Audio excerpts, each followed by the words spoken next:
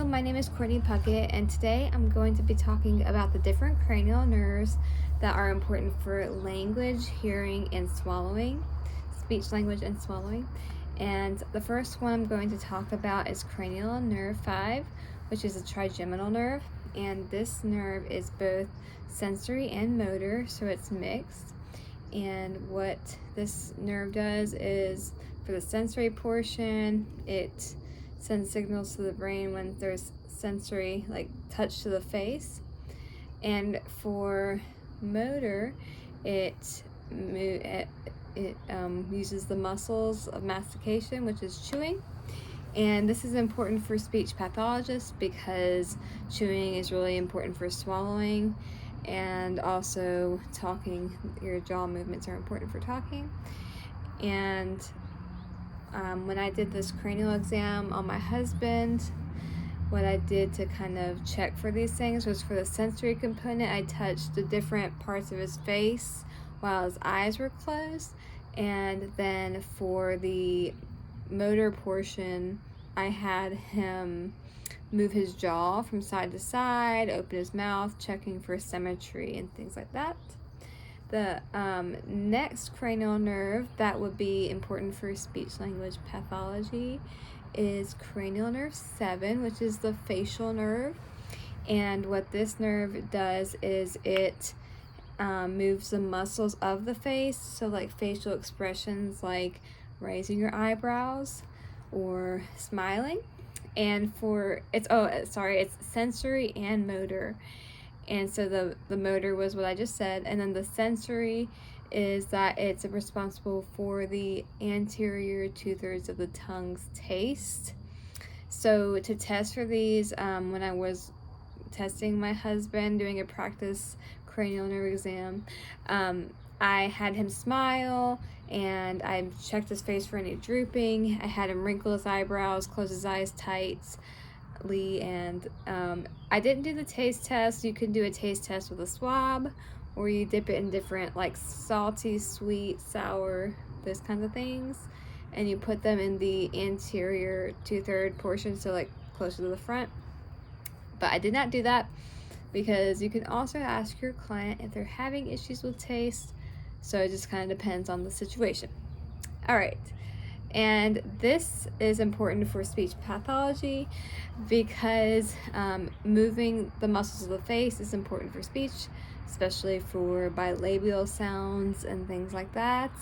And so that's why it's important for that. And also your tongue sensation is important for swallowing. So that's that. The next cranial nerve that would be important is cranial nerve 8, which is the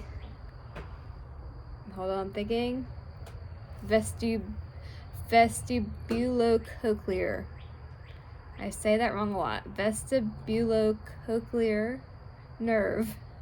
And that is important for hearing sensation and balance, and that is important for speech pathologists because hearing is super important for speech, and it's good to know where your client is with hearing before you do speech evaluations. So, and for that, you can do a hearing screening, or before that, you could just like rub your fingers together while the client's eyes are closed and see if they can hear on each side. The next nerve, cranial nerve, is cranial nerve 9, which is the glossopharyngeal nerve. And this one is, I forgot to say, the one I just said, the vestibulocochlear, is just sensory. This one that I just said, the glossopharyngeal number 9, is sensory and motor. And the sensory portion is that it's responsible for the posterior 1/3 of the tongue, and for motor, it's for the salivary glands, which is actually a motor function, and that's important for swallowing. And so that's why it's important for speech pathologists.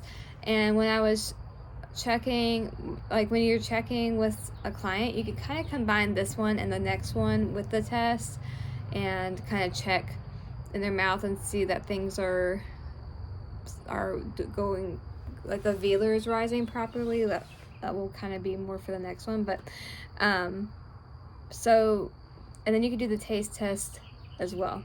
All right, so the next cranial nerve is cranial nerve 10, and that's the vagus nerve. This is both motor and sensory, and it is responsible for swallowing. And for sensory, it is for the sensory information of the pharynx and larynx, and so it's important for phonation, and so it's really, really a big one for speech and swallowing.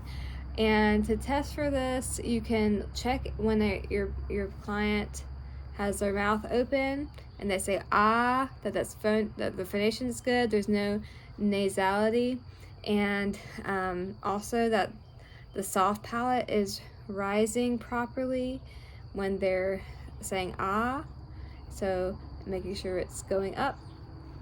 And there's also other swallowing tests as well that speech pathologists can do, so that's why that's important for that. And that was 10. Okay, so the last one I'm going to talk about is the hypoglossal nerve, which is cranial nerve 12, and it is motor, and it's important for tongue movement, and that's important for speech because the tongue is an articulator, and so without a lot of tongue function, it's very hard to have fluent and articulate speech. And to test this, you can just have the client stick out their tongue, protrude their tongue, move it left to right, make sure that they can do certain tongue movements, and that's why that one's important and for speech pathology. And my favorite cranial nerve was the vagus nerve because I'm a singer, and so that one's one of the most important for singing because of the phonation aspect. And yes, that's why the vagus nerve is my favorite. Thank you for watching. Have a great day.